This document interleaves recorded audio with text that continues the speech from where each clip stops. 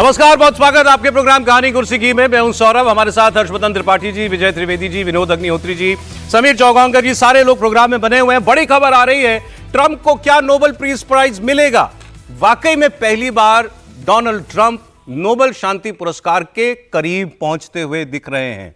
आगे होगा क्या पता नहीं, वैसे अगले हफ्ते नोबेल पीस प्राइज की अनाउंसमेंट भी हो जाएगी शुक्रवार को, लेकिन ऐसा लग रहा है कि वो एक युद्ध वाकई रुकवा सकते हैं और उसके करीब पहुंच गए, और वो है इजराइल का युद्ध जो उसने गाजा में हमास के ऊपर छेड़ा हुआ है। इजराइल को ट्रंप ने कहा है कि वो गाजा पर तुरंत हमले रोक दें, क्योंकि हमास कई शर्तों पर मान गया है और बातचीत के लिए तैयार हो गया है। 29 सितंबर को नेतन्याहू और ट्रंप ने ये 20 सूत्रीय गाजा पीस प्लान जारी किया था, और ट्रंप ने अब यह साफ कहा था कि अगर हमास नहीं मानता है तो हम उसकी हस्ती मिटा देंगे। 72 घंटे का समय दिया था। अब ट्रंप ने नई डेडलाइन दी है, रविवार शाम 6 बजे तक हमास के पास वक्त है, मतलब आज की रात ही हमास के पास है। ट्रंप ने कहा है कि हमास को फाइनल ये अल्टीमेटम है हमारा, अगर वो नहीं मानता तो ऐसा कहर बरपेगा जिसकी कल्पना हमास ने सपने में भी नहीं की होगी। और ऐसा ही लिखा है उन्होंने अंग्रेजी में, जैसा मैं आपको बता रहा हूं। ट्रंप और नेतन्याहू के तेवरों से हमास की अकड़ लेकिन ढीली पड़ गई है। अब खबर यह आ रही है कि हमास इस पीस प्लान पर राजी हो रहा है, और वो सबसे पहले जो इसकी पहली शर्त है, इजराइल के सारे बंधक जीवित और मृत सबको छोड़ा जाए। यह पहली शर्त है इस पीस प्लान की। इस पर वो बात करने के लिए तैयार हो गया है। गाजा को कैसे वो छोड़ेगा आगे, और गाजा का अंतिम सॉल्यूशन क्या होगा, इस पर भी आगे बात करने के लिए वो तैयार हो गया। तो बड़ी खबर है ये, इस वक्त की सबसे बड़ी खबर, कि हमास की तरफ से मंजूरी दे दी गई है। और देखिए, ये डोनाल्ड ट्रंप ने खुद लिखा है, based on the statement just issued by Hamas, I believe they are ready for a lasting peace. तो कह रहे हैं कि हमास तैयार है शांति के लिए। Israel must immediately stop the bombing of Gaza. Donald Trump ने पिछले कई महीनों में कभी एक बार भी ऐसा आह्वान इजराइल का नहीं किया कि आप तुम बमबारी रोको। पहली बार वो ऐसा कर रहे हैं लंबे वक्त में। इसका मतलब वाकई वहां पर शांति की तरफ प्रयास बढ़ गए हैं। उन्होंने कहा कि आप बॉम्बिंग रोकिए गाजा की, ताकि हम हॉस्टेजेस को बाहर निकाल पाएं, वरना बड़ा खतरनाक होगा उनके लिए। फिर उन्होंने कहा, we are already in discussion on details to be worked out. This is not about Gaza alone, this is about long sought peace in the Middle East. तो ये उन्होंने खुद कहा। इससे पहले एक बड़ा हाहाकारी पोस्ट उन्होंने कल किया था, जो सीधी सीधी खुली धमकी थी हमास को कि आप भी नहीं माने तो फिर अब तुम्हारा अंत निकट है। उन्होंने लिखा था, ये कल की बात जो मैं आप पढ़ रहा हूं, ये लेटेस्ट था, जो उसमें उन्होंने इजराइल से कहा कि युद्ध रोक दो। वो मान गया है, वो उनको छोड़ रहा है बंदूकों को। कल उन्होंने लिखा था, Hamas has been a ruthless and violent threat for many years in the Middle East. They have killed and made lives unbearably miserable, culminating with the October 7th massacre. उसकी वो बात कर रहे हैं जिसमें उन्होंने कहा बच्चे, बूढ़े, बुजुर्ग, महिलाएं, सबको जो है गन पॉइंट पर सबको मारा गया या उनका अपहरण कर लिया गया। और इसके बाद फिर उन्होंने लिखा कि हम हर हाल में इस बार शांति करा देंगे गाजा में, चाहे इस तरीके से चाहे उस तरीके से। अब या तो हमास नहीं मानता तो युद्ध करके ही खत्म करेंगे इनको अब वंस एंड फॉर ऑल, या फिर हमास जो है इसके लिए तैयार हो जाए। और इसके लिए उन्होंने कहा था, हम आपको रविवार शाम 6 बजे तक का समय, वॉशिंगटन डीसी टाइम, ये आपको दे रहे हैं, ये आप मान लें। There will be peace in the Middle East one way or the other. ये साफ साफ उन्होंने कह दिया था। अब दूसरी खबर ये कि प्रधानमंत्री नरेंद्र मोदी ने भी जो है वो ट्रंप के इस प्लान की एक तरीके से तस्दीक ही जो है उन्होंने कर दी है। प्रधानमंत्री नरेंद्र मोदी ने भी पोस्ट करते हुए लिखा है कि हम बंधकों को छोड़ने की जो खबरें आ रही हैं इनका स्वागत करते हैं, और ये बड़ा अच्छा शुभ संकेत है कि गाजा में शांति हो रही है। ये दूसरा पोस्ट है प्रधानमंत्री का जिसमें उन्होंने डोनाल्ड ट्रंप को इसका क्रेडिट दिया है कि उन्होंने जो ये पीस प्लान बनाया ये कामयाब होता हुआ हमें अब दिखाई दे रहा है। सर, आज की डेवलपमेंट तो बहुत पॉजिटिव है। हमास का अगर ये कहना है कि हम बंधकों को छोड़ने के लिए तैयार हैं, ट्रंप साहब के लिए तो बड़ी जीत होगी।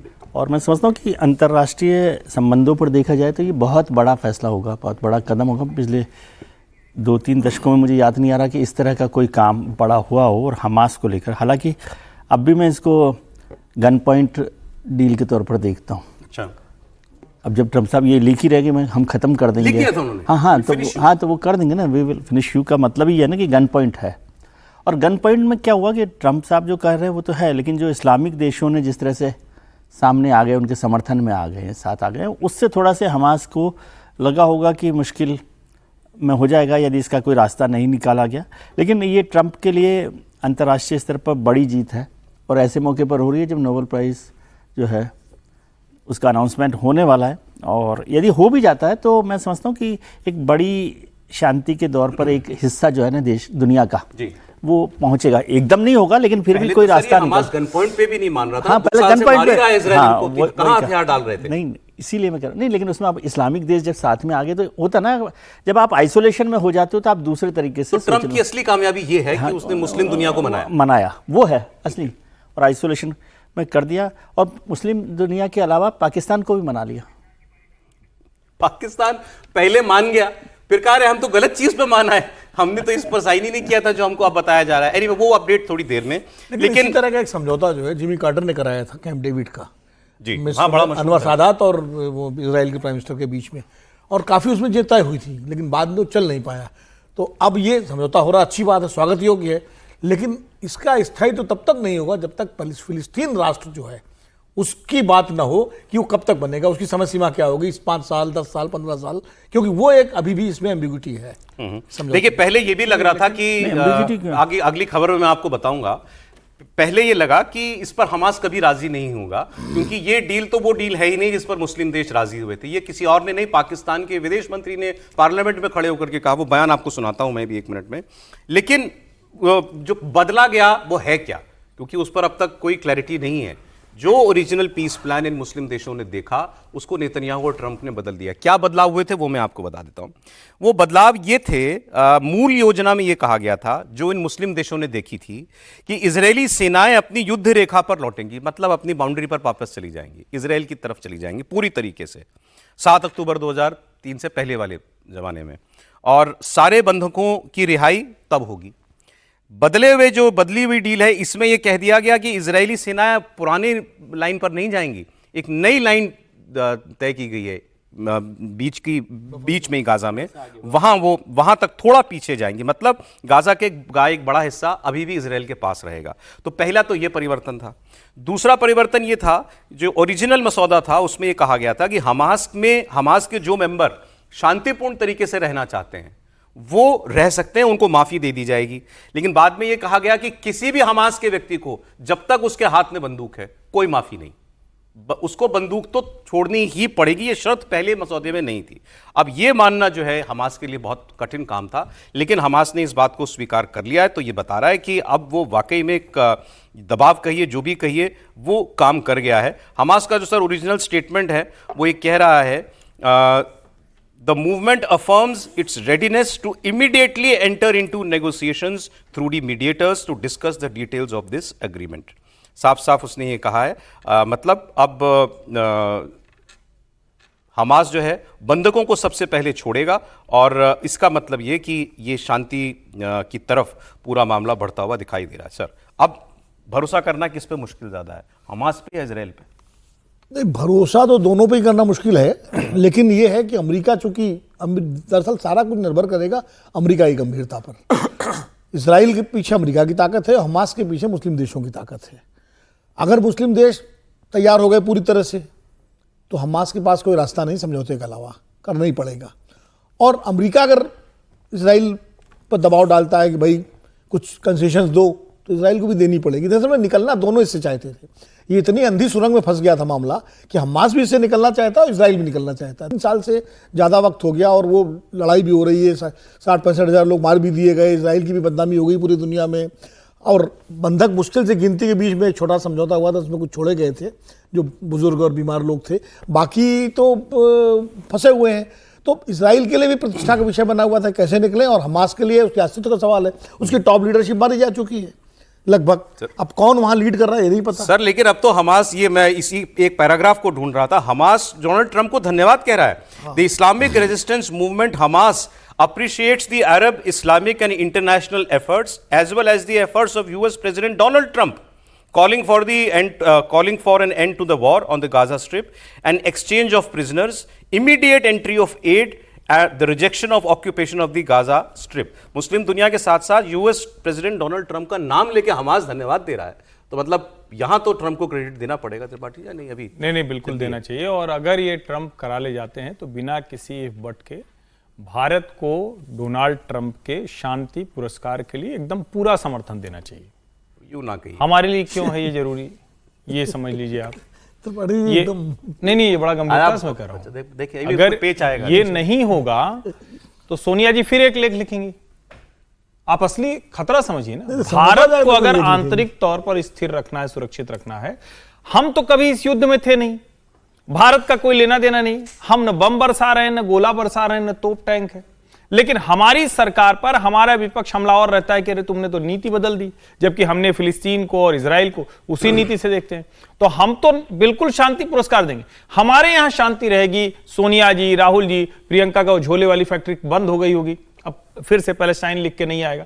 मुझे लगता है यह भी बड़ा महत्वपूर्ण है। और सीरियस नोट पर कहें तो बहुत बड़ा संघर्ष चल रहा है, दुनिया हलाकान है, मानवता के लिहाज से बिल्कुल शांति पुरस्कार देना ही चाहिए। ठीक है, मैं लेकिन पाकिस्तान इसमें क्या करेगा ये थोड़ा देखना इंटरेस्टिंग होगा, क्योंकि पाकिस्तान जब ये डील देखने के बाद जब वो वापस लौटे, पाकिस्तान के विदेश मंत्री और प्रधानमंत्री, तो उन्हें पता चला कि हमारे यहाँ तो इस पर हंगामा हो गया है, हमारे लोग हमें कोस रहे हैं। हमने आपको बहुत बातें सुनाई लोगों की कि तुमने गाजा को कैसे भेज दिया, फिलिस्तीनियों के साथ खड़े रहे इतने वक्त तक, तुम इजराइल के सामने उनको निरीह छोड़ आए हो इस समझौते को मान करके।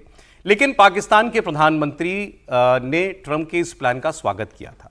पाकिस्तान के डेप्यूटी प्राइम मिनिस्टर जो उनके फॉरेन मिनिस्टर भी हैं, अब यही अपनी पार्लियामेंट में गाजा के प्लान पर सवाल उठा रहे हैं, इशाक डाल रहे हैं।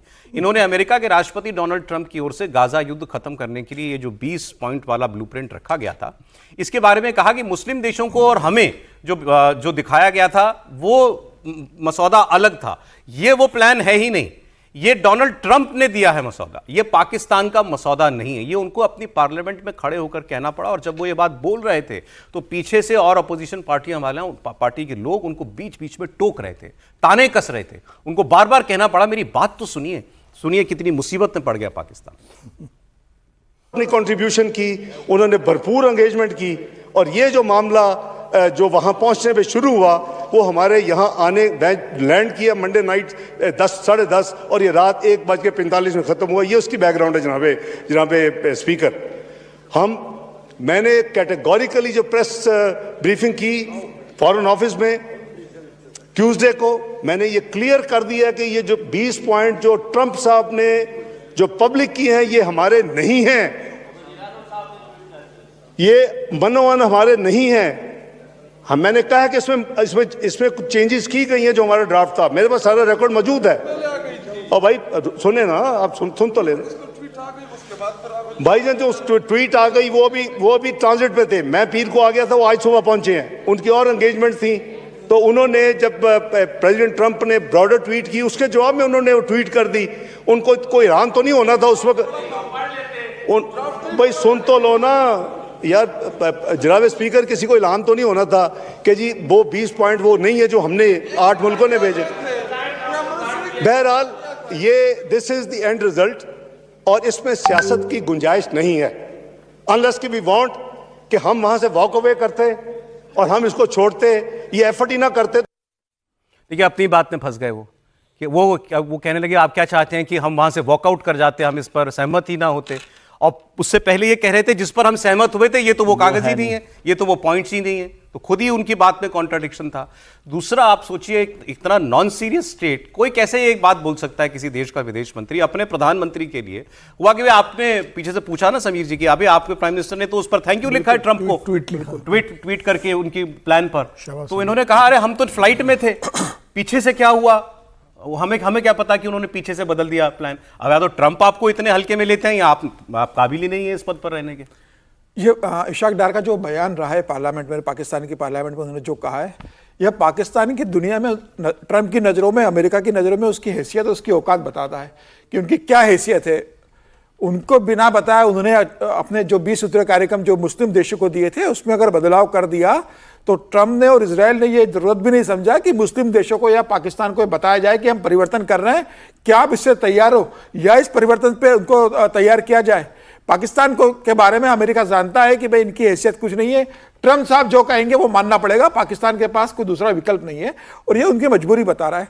अब मुस्लिम देश भी क्या करेंगे भाई, इजराइल ने बता दिया कि कतर में जाकर हमला कर सकते हैं, आपको जहां पर सुरक्षा मिलती है, आप जहां पनाह हो, वहां आकर हम आपको मारेंगे। अभी तो सेना भेजेंगे सर, ये सेना भेजेंगे, अभी गाजा में सेना भी भेजेंगे। बिल्कुल। अब इनकी स्थिति ऐसी हो गई, और पाकिस्तान की आवाम कह रही है कि भाई पूरी दुनिया में आपने पाकिस्तान को जिस तरीके से बेइज्जत किया है, आप बड़ी बड़ी बातें करते हो, आपके सेनाध्यक्ष जाते हैं, आपके प्रधानमंत्री हमारे जाते हैं और वहां जाके उनके साथ चाय पी के डिनर पी कर आते हो, और आपकी इतनी भी हैसियत नहीं है कि आप अपनी बात उनसे मनवा सको। ये पूरे मुस्लिम कंट्री की स्थिति है। और जिस तरीके से इजराइल ने कतर पर जो हमला किया था, वो टर्निंग पॉइंट था। इजराइल ने बता दिया था कि आप गाजा में भी सुरक्षित नहीं हो, और अगर आप ये मानते हो कि कतर में आके आप सुरक्षित बचोगे, तो यहां भी आके आपको हम मारेंगे। और मुझे लग रहा है कि अब कोई बहुत ऑप्शन बचा दे। लेकिन सबसे बड़ा टेंशन तो मुझे लगता है कि नोबेल पीस प्राइज कमेटी के लिए हो गया है कि जिस तरीके से ट्रम्प साहब लगातार कह रहे हैं, तो उनको तो पहली बार लग रहा होगा कि ट्रम्प साहब को नोबेल दिया तो सर शुक्रवार को अनाउंस हो रहा है नोबेल, अगले शुक्रवार को। इस साल में देंगे तो नहीं, हो गया होगा अभी तक नहीं, इस साल वो देंगे नहीं। हो सकता है ड्रॉप कर जाए, कोई जरूरी नहीं कि हर साल देना है। इस साल ड्रॉप भी कर सकते हैं, नहीं डिक्लेयर ही नहीं करे इस साल। लेकिन ये ट्रम्प के खाते में एक वाकई एक जेन्युइन पीस डील जुड़ेगी अगर ये काम हो जाता है। अलास्का, अगर अलास्का सक्सेसफुल कर देते तो मुझे लग रहा है बहुत अच्छा रहता कि कतर पे हमला जो है, अमेरिका उसको अपने ऊपर हमला मारने का जवाब देगा, वो एक टर्निंग पॉइंट है। क्योंकि कतर थोड़ा इसको लेकर संतुष्ट था और उसको मना लिया, और कतर अगर मान गया तो फिर बाकी मुस्लिम देश तो, क्योंकि सारा कुछ तो खेल कतर में ही हो रहा है बैठ करके, हमास की पूरी लीडरशिप वहीं पर है। और जब हमास मान गया है तो पाकिस्तान क्या चीज है? बिल्कुल ठीक है, बस अब ये शांति हो जाए पूरी तरीके से। मतलब इजराइल का मिसाइल काम कर गया, ये कहना पड़ेगा एक लाइन में अगर कहें। ट्रम्प जो कर रहे हैं वो सब ठीक है, लेकिन इजराइल इजराइल का मिसाइल नहीं काम कर गया। ट्रम्प की पूरी कहानी काम कर गई डीप स्टेट की, कि मिसाइल डलवाओ, फिर माफी मंगवाओ, और उसके बाद समझौते के तो जो खड़काया इन्होंने कतर को मार के, उसके बाद सब आप उसके बाद देखिए कितनी जल्दी काम हुआ। अमेरिकन डीप स्टेट एक हफ्ते के अंदर सब हो गया सर उस स्ट्राइक के। अमेरिकन डीप स्टेट का काम ऐसे ही होता है। ऐसे ही करता है। किसी मजबूर आदमी पर अच्छा, इशाक डार पर बोल रहे हैं। मैं केवल इतना से कह रहा हूँ इशाक डार साहब के लिए, किसी मजबूर आदमी पर हंसना गुनाह होता है। बिल्कुल ठीक बात। तो ये भाई देख के क्या आए थे, वहां क्या पढ़ के आए थे? ये आप उनकी मजबूरी समझिए। आप ट्रम्प साहब के खिलाफ बोलेंगे, कतर के खिलाफ बोलेंगे, किसके खिलाफ बोलेंगे? फिलिस्तीन के खिलाफ बोलेंगे। तो स्थिति ऐसी है, ठीक है, अब उनके पास कोई रास्ता ही उसमें नहीं है, और वहाँ पर थोड़ा सा बोल रहे हैं। अब वहाँ शरीफ साहब तो आए नहीं, जो वहाँ गए थे चाय पीने, उनको पता पड़ा है। ठीक है, आप उनकी स्थिति को भी तो समझा कीजिए, आप इस पर भी चर्चा करने लगते हैं। सर वो मियाँ बीबी राजी तो क्या करेगा, काजी वाली स्थिति। अब इजराइल और हमास राजी हो गए तो अब पाकिस्तान की क्या है? लेकिन लेना तो वो क्रेडिट चाहते थे। काजी तैयार तो काजी करवा रहा है, काजी तो ट्रम्प साहब वो चाहते थे, ट्रम्प ने हमसे पूछकर प्लान अप्रूव किया, मतलब हमारी उसमें से है। ट्रम्प ने हमसे पूछा आप सहमत हो इस पे, तब हमने वो तो ठीक है। अभी तो आपने उस पर भी नहीं पूछा जो एपी सिंह साहब ने आज कहा कि 13 जेट गिराए हैं। वो तो उन्होंने कह दिया ना कि मनोहर कहानियों में जीने दो इनको। अगले हिस्से में बात करेंगे तो वो डार साहब से वो भी पूछता हुई थी बात उस पर। अच्छा, एशिया कप में जो कुछ हुआ था वो कहानी थोड़ी और बड़ी है, तो इसके बारे में आपको बता दें। एशिया कप का चैंपियन भारत बना पाकिस्तान को टूर्नामेंट में 3 बार हराकर, और पाकिस्तान के क्रिकेट बोर्ड के जो अध्यक्ष थे, वहां के गृहमंत्री भी है मोहसिन नकवी, इन्होंने खूब अपनी बेइज्जती करवाई, ट्रॉफी लेकर चले गए, ट्रॉफी नहीं दी। फिर हमने मीटिंग में इनको खड़काया, भाई हमारी ट्रॉफी लौटाइए, तो वहाँ भी इन्होंने अजीबोगरीब बातें की। चलिए ये तो हुआ सो हुआ। अब पाकिस्तान ने जैसे ऑपरेशन सिंदूर में अपनी सेना को जीत का फेक क्रेडिट देते हुए अपने जनरल को फील्ड मार्शल बना दिया, तो मोहसिन नकवी को सुनिएगा साहब, बहुत ही मज़ेदार खबर है ये, मतलब पाकिस्तान ही कर सकता है ये। पाकिस्तान मोहसिन नकवी को एक स्पेशल गोल्ड मेडल देने वाला है। मैं बिल्कुल बनी बनाई खबर नहीं बोल रहा हूँ, ये खबर छपी हुई, आप गूगल कर लेना। मोहसिन नकवी को एक स्पेशल गोल्ड मेडल दिया जाएगा।